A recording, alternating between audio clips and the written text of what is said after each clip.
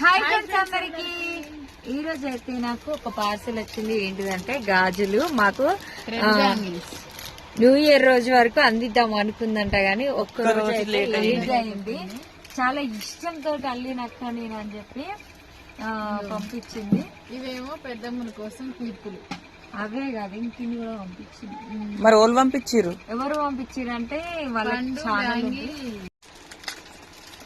చెప్పు మంజుల ఛానల్ పేరు. పండు థ్రెడ్ బ్యాంగిల్స్ అయితే పంపించింది. ఆ చెల్లి అయితే పంపించింది.